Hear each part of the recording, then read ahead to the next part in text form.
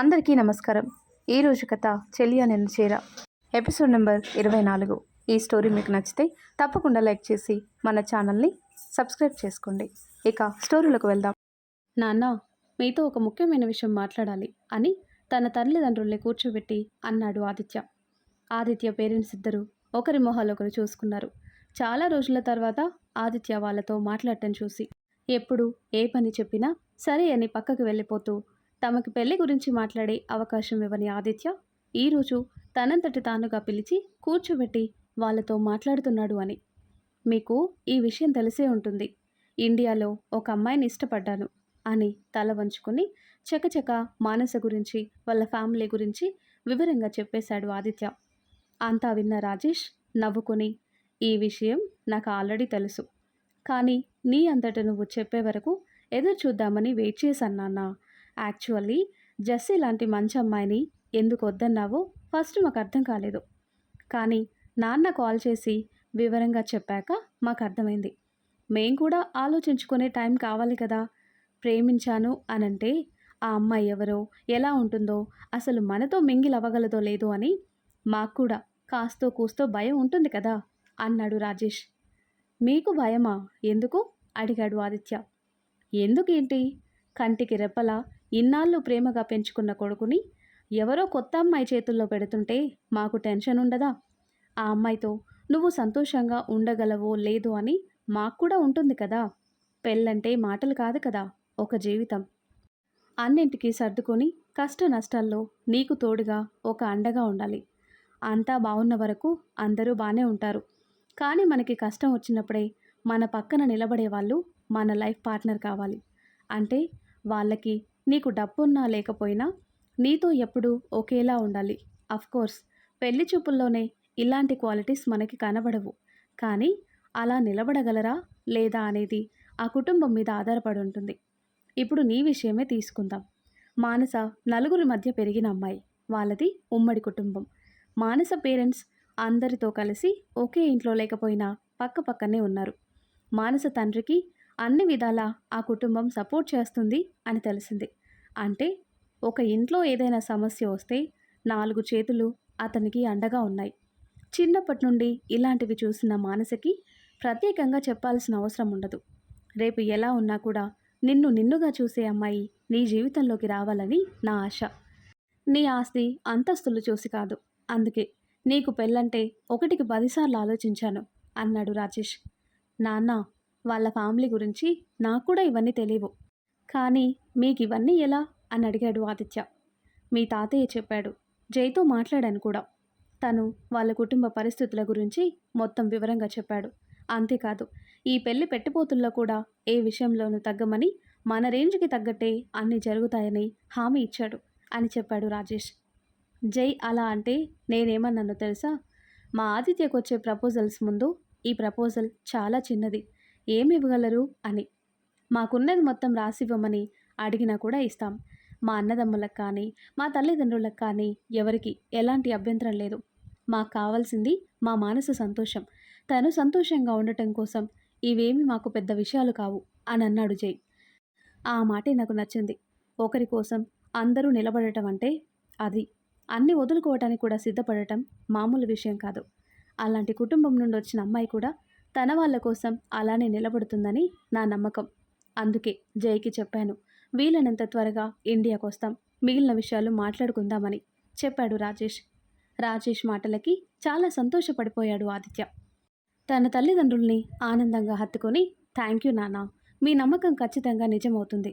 మీరు అనుకున్నట్టే మానస ఉంటుంది. నన్ను నమ్మినందుకు, నా ప్రేమని పెళ్లి వరకు తీసుకొచ్చినందుకు థ్యాంక్ యూ సో మచ్ నాన్న అంటూ ఆనందంగా చెప్పాడు ఆదిత్య. మాకు కావాల్సింది నీ సంతోషమే. ఎంత సంపాదించినా ఎన్నున్నా నీ సంతోషం కంటే మాకేమీ ఎక్కువ కాదు ఆదిత్య. మా కళ్ళ ముందు మీరిద్దరూ సంతోషంగా ఉండటం కంటే మాకు కావాల్సిందేముంటుంది అని చెప్పాడు రాజేష్.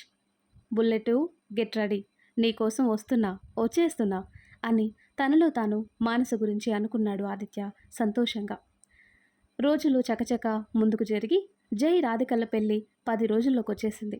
ఒకరోజు దశరథ రామయ్య ఫోన్ చేశాడు రాజారాంకి. అమ్మాయి తల్లిదండ్రులుగా రాజశేఖర్ దంపతులు పెళ్లి తంతు చేస్తారు కనుక మీరంతా మంచి రోజు చూసుకుని బయలుదేరండి. అన్ని పనులు ఇక్కడి నుండే మొదలు పెడదాం ఏమంటారు అని. దశరథ రామయ్య కోరిక మేరకు రాజారాం కుటుంబం రాధికని తీసుకుని వారం రోజుల ముందుగానే జై వాళ్ళ ఊరికొచ్చేశారు. అనిత వాళ్ళింట్లో రాధిక వాళ్ళకి విడిది ఏర్పాటు చేశారు. అక్కడ ఆదిత్య కూడా తన తల్లిదండ్రులతో కలిసి బయలుదేరాడు. జై పెళ్లి కావటంతో మళ్ళీ దశరథ రామయ్య ఇల్లు హడావిడిగా మారింది. జానకమ్మ అక్క అయిన లక్ష్మి కుటుంబ సమేతంగా వచ్చేశారు. సుజాత, పద్మ, దేవి, రాజేంద్ర, విజయేంద్ర, శ్రీనివాసులతో పాటు కిరణ్, ఇందు, చరణ్, బబ్లు, బాబ్లీ ఇంకా కొందరు బాగా దగ్గరి వాళ్ళతో ఇల్లంతా సందడే సందడి. అంతేకాకుండా రాధిక వాళ్ళ పక్కింట్లో ఉండే అనసూయమ్మ గారి కుటుంబం కూడా వచ్చేశారు. పింకీని చూసి రాధిక ఎమోషన్ అయింది. ఎన్నాళ్ళైంది నిన్ను చూసి అని. దశరథ రామయ్య పూర్తి కుటుంబాన్ని చూసి అనసూయమ్మ చాలా సంతోషపడింది. పోనీలే, రాధిక ఎప్పుడూ కోరుకున్నట్టే పెద్ద కుటుంబంలోకి వెళ్తుంది అని అంది నీలవేణితో.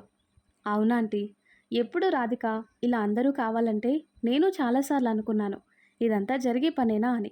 కానీ నా కూతురు కోరిక ఆ భగవంతుడు గట్టిగానే విన్నట్టున్నాడు అని సంతోషంగా మానసుతో మాట్లాడుతున్న రాధికని చూస్తూ అందే నీలవేణి. బబ్లు, బబ్లీ, పింకీ అంతా ఒకే ఏజ్ వాళ్ళు కావడంతో సరదాగా ఉంది వాళ్ళకు కూడా.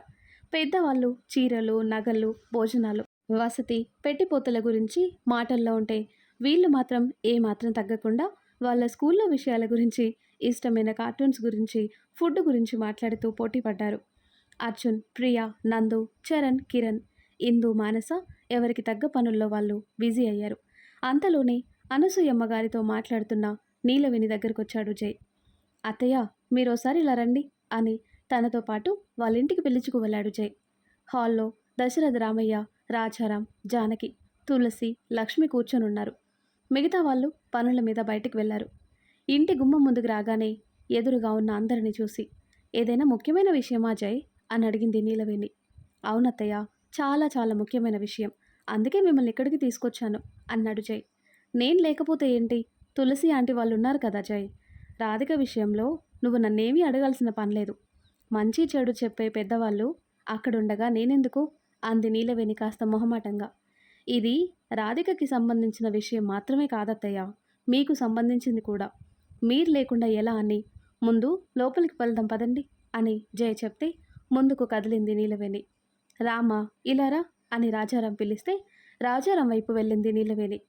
నీ కూతురు పెళ్ళికి నీ అల్లుడు నీకో బహుమతి తెచ్చాడు అన్నాడు రాజారాం నవ్వుతూ. అర్థం కాక చూసింది నీలవేణి. అదిగో అటు చూడు అని తనకి ఎదురుగా చూపించాడు రాజారాం.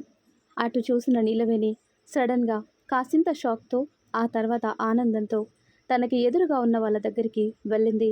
అన్నయ్య అని అంటూ. చాలా సంవత్సరాల తర్వాత తన కుటుంబాన్ని చూసిన నీలవేణి ఆనందంతో ఉక్కిరి బిక్కిరైంది.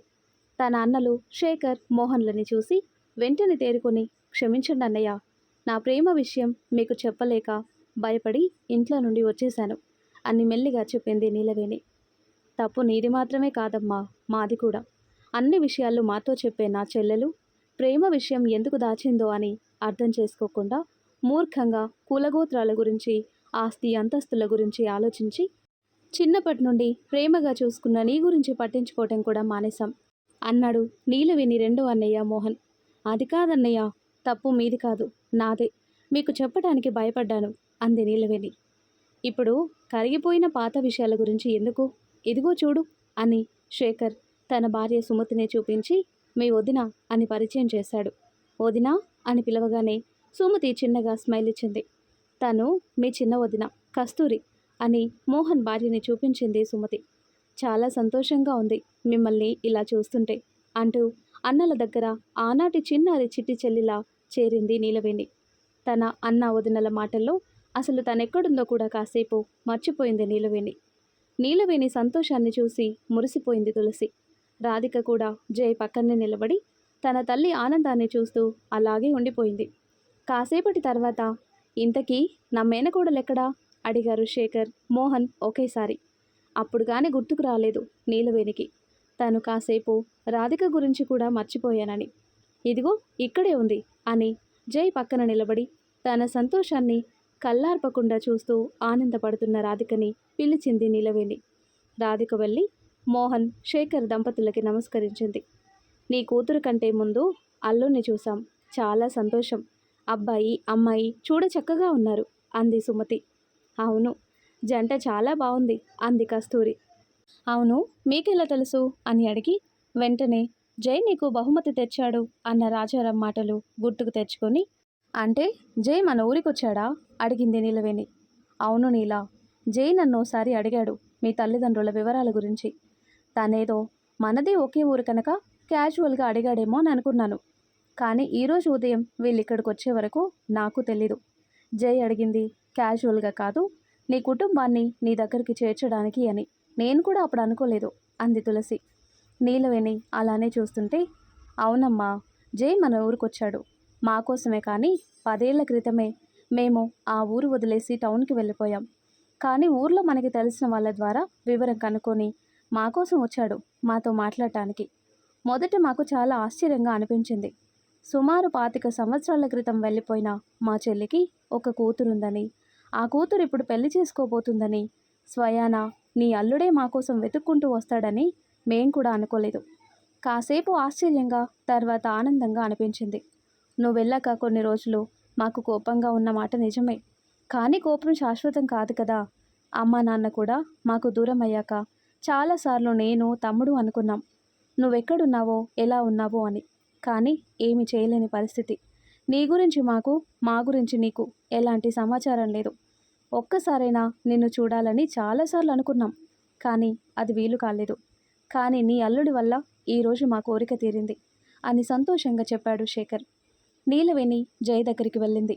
బాబు, చాలాసార్లు నాకు మా అన్నయ్య వాళ్ళని చూడాలని అనిపించేది.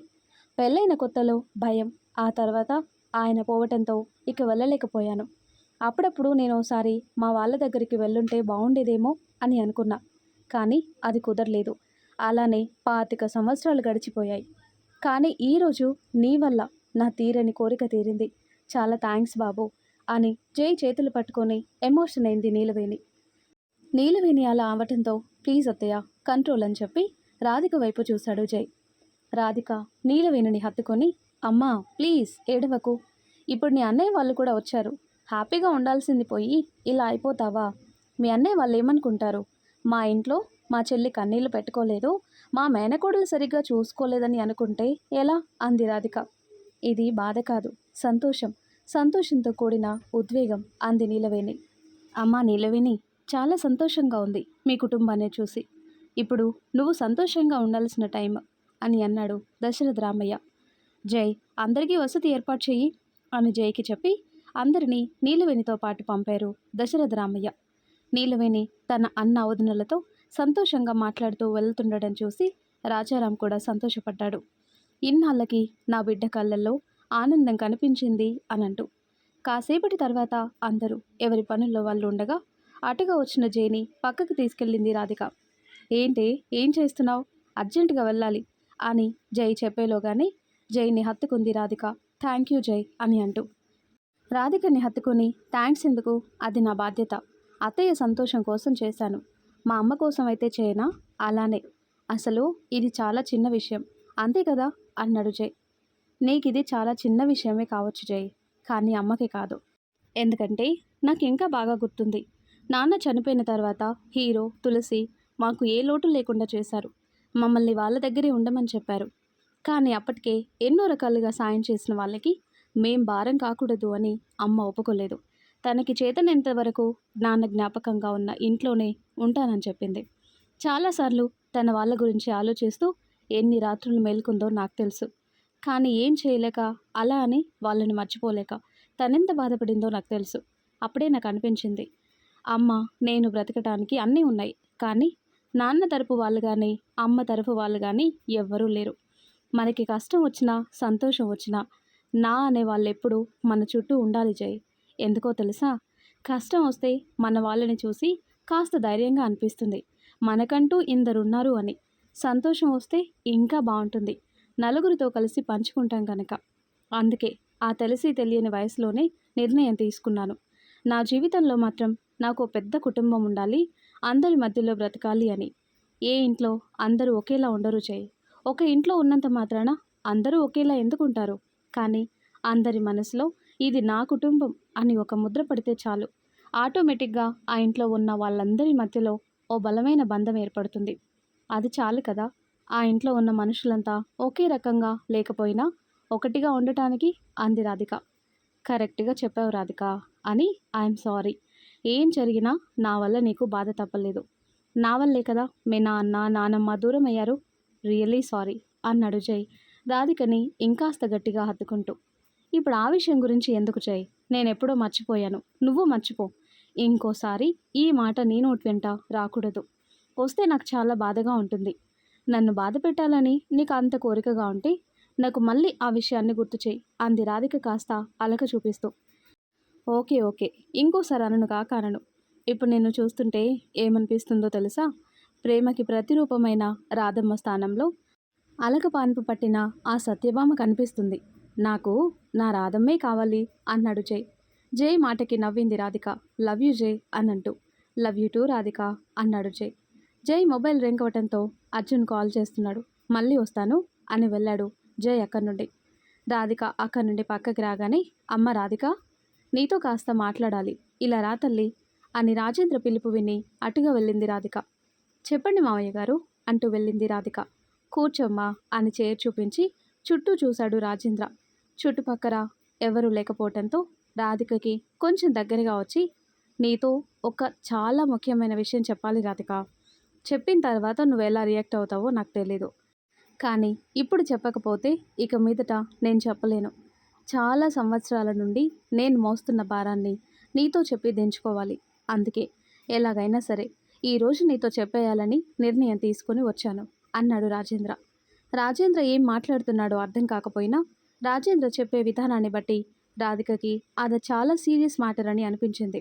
లోపల కంగారుగా అనిపించినా బయటికి కనిపించకుండా, ఏ విషయమైనా సరే చెప్పండి మావయ్య గారు అంది రాధిక అటుగా వస్తూ. పొరపాటున ఇందాక నువ్వు జై మాట్లాడుకున్నవి నేను విన్నాను. నా కొడుకని చెప్పటం కాదు, కానీ వాడి మనసు చాలా స్వచ్ఛమైనది. వాడిలో ఎలాంటి తప్పు లేదు. అది నీ విషయంలో కూడా అన్నాడు రాజేంద్ర. అర్థం కాక చూసింది రాధిక. అదేనమ్మా, మీ నాన్నగారి యాక్సిడెంట్ గురించి మాట్లాడుతున్నాను.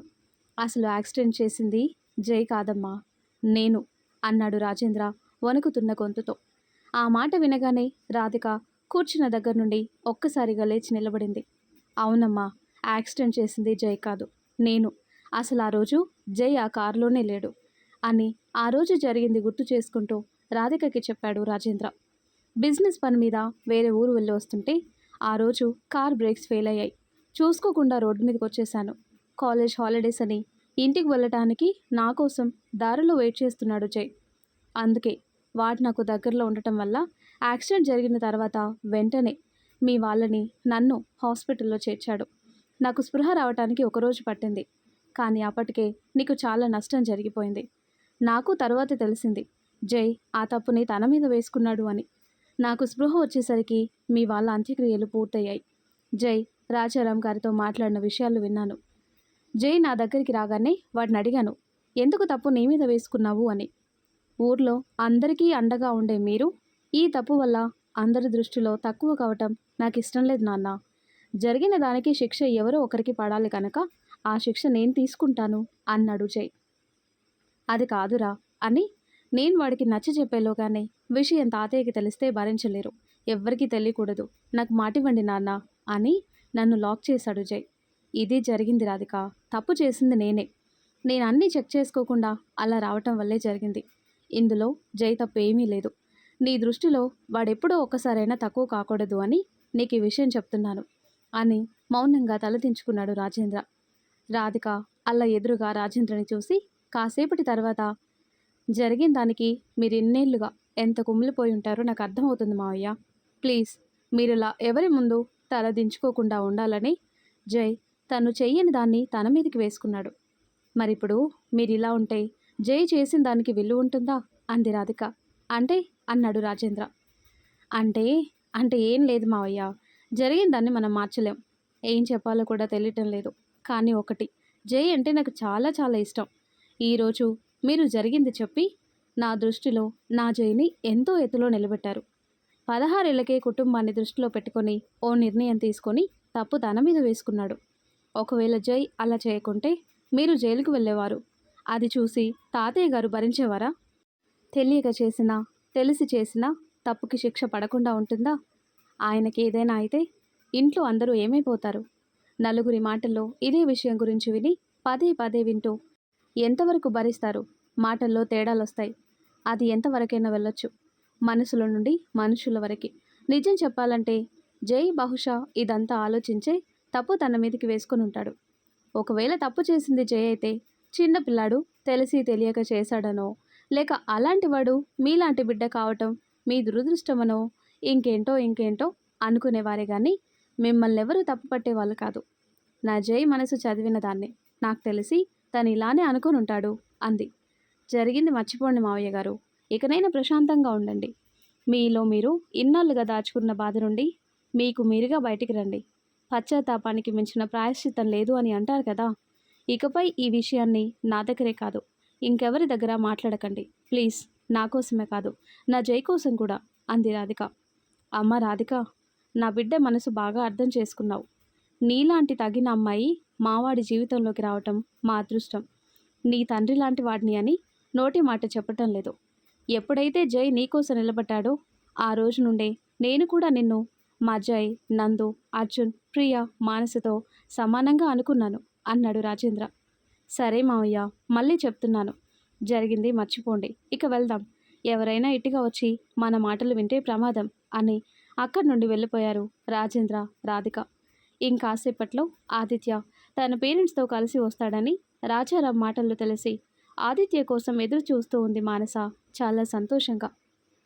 అర్జున్ వాళ్ళ కోసం ఎయిర్పోర్ట్కి వెళ్ళాడు. ఆదిత్య తన పేరెంట్స్ వచ్చారు. వెహికల్ సౌండ్ వినగానే కిచెన్ కిటికీలో నుంచి చూసింది మానస. రాజారాం, తులసి, నీలవేణి, రాజశేఖర్, అనిత బయటికి వెళ్లారు ఆదిత్య వాళ్ళని రిసీవ్ చేసుకోవటానికి. పని వాళ్ళొచ్చి లగేజ్ తీసుకుని వెళ్లారు. తాతయ్య అంటూ రాజారాంని హత్తుకున్నాడు ఆదిత్య. చెవిలో థ్యాంక్స్ తాతయ్య, నాన్నతో మాట్లాడాను, ఓకే చెప్పారు అని మెల్లిగా చెప్పాడు ఆదిత్య.